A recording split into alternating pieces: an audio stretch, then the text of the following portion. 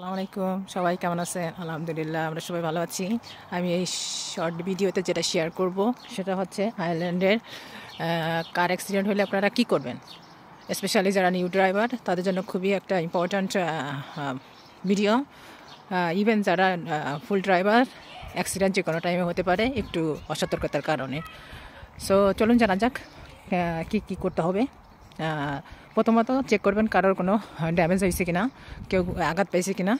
So যদি পাই সাথে সাথে আপনারা 999 অথবা 112-তে কল দিবেন। তারপর হচ্ছে নেক্সট ওয়ান, আপনাদের যদি গাড়িতে বেশি ড্যামেজ না হয় তাহলে রোডের সাইডে মুভ করার চেষ্টা করবেন, এতে করে দেখা যাচ্ছে ট্রাফিক জ্যাম হবে না আনটিল পুলিশ আসা আগ পর্যন্ত। আর যদি বিগ ড্যামেজ হয় তাহলে গাড়ি যেখানে আছে ওখানে রেখে দিবেন, দিয়ে হ্যাজার্ড লাইট অন করে দিবেন। ইভেন সাইডে নিয়ে গেলেও হ্যাজার্ড লাইট অন করে রাখবেন, তাতে মানুষ বুঝবে যে আপনাদের গাড়ি অ্যাক্সিডেন্ট হয়েছে। নেক্সট আসতে আপনারা ইনফরমেশান এক্সচেঞ্জ করবেন। আপনার ইনফরমেশান আপনার যার সাথে গাড়ির অ্যাক্সিডেন্ট হয়েছে তাকে দিবেন, আর তার ইনফরমেশান আপনি রাখবেন, যেমন নেম, অ্যাড্রেস, তারপরে আছে ইন্স্যুরেন্সের ইনফরমেশান, কার রেজিস্ট্রেশন নাম্বার। যদি না দিতে চাই সাথে সাথে পুলিশ কল করবেন, কোনো সমস্যা নাই।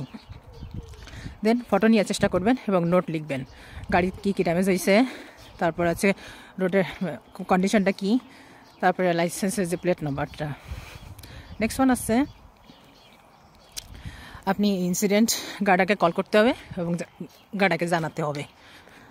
সো তারপর আছে আর আপনার ইন্স্যুরেন্স কোম্পানিকে ইনফর্ম করতে হবে।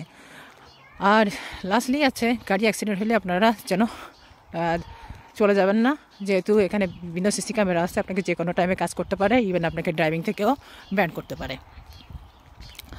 সো সবাই সেফ থাকবেন, ড্রাইভ সেফ, আর রাস্তার রুলস রেগুলেশন মেনে চলার চেষ্টা করবেন।